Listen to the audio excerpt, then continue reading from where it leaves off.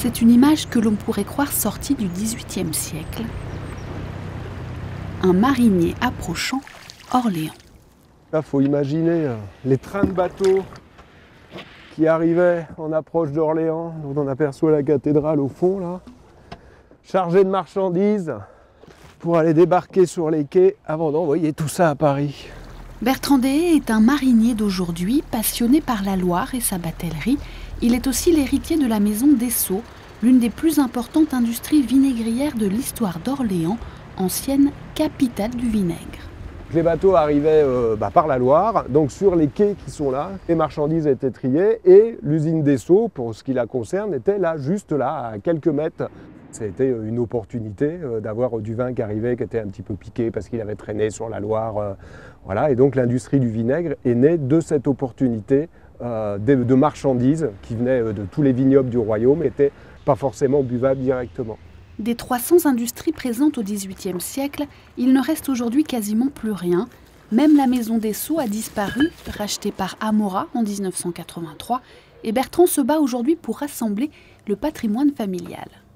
Alors ça, c'est un album de photos sauvées des archives Dessau, dont la plus grande partie a été expédiée à Dijon, quand Amora a racheté l'usine. Voilà. Vinaigre Dessau, pub dans les métros à la station Chaussée d'Antin. Moi, je me rappelle d'avoir traîné dans le quartier et d'avoir, pendant très longtemps, même plus de 10 ans après, d'avoir cette odeur de vinaigre qu'il y avait dans le quartier et puis qui a maintenant disparu. Je regrette un peu que la dernière génération n'ait pas peut-être su trouver, prendre les tournants économiques et modernes pour pouvoir garder au moins une partie de l'activité. Les 1400 mètres carrés d'usine Dessau sont aujourd'hui laissés à l'abandon, mais il reste tout de même à Orléans un vinaigrier toujours en activité, implanté depuis 1797, un peu plus au nord de la Loire, dans le faubourg Bagné.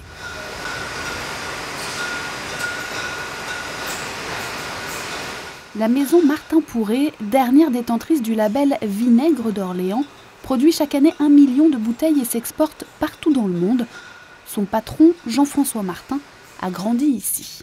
Voilà, donc ici, nous sommes dans la partie historique de la vinaigrerie. Donc c'est là où mes parents, mes grands-parents, arrière-grands-parents ont commencé l'exploitation et la fabrication du vinaigre à Orléans. J'ai pu grandir au milieu des tonneaux, au milieu de tout cet espace qui m'a nourri et imprégné du savoir-faire de vinaigrier. Un savoir-faire hérité du XVIIIe siècle, Jean-François n'a rien changé des procédés utilisés par ses ancêtres. Tout se passe ici, dans cette salle où sont entreposés des dizaines de milliers de litres de vinaigre qui rendent l'air difficilement respirable pour le néophyte, mais qui font la fierté de Jean-François Martin. C'est dans ces tonneaux que se transforme le vin en vinaigre.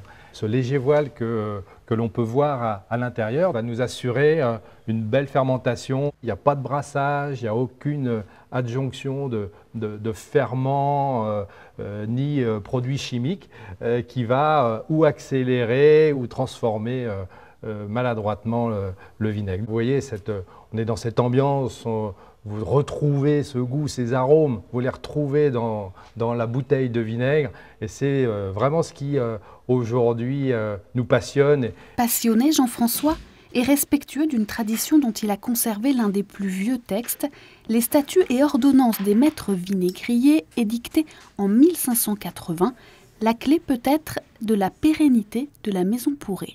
Alors que tous les autres vinaigriers basculaient sur la facilité avec les procédés industriels de l'époque, le choix de mes parents, grands-parents, d'avoir conservé cette méthode traditionnelle nous a permis aujourd'hui de traverser les époques. La tradition du vinaigre d'Orléans semble donc avoir encore de longs jours devant elle, même si la Loire n'a plus rien à voir dans cette histoire.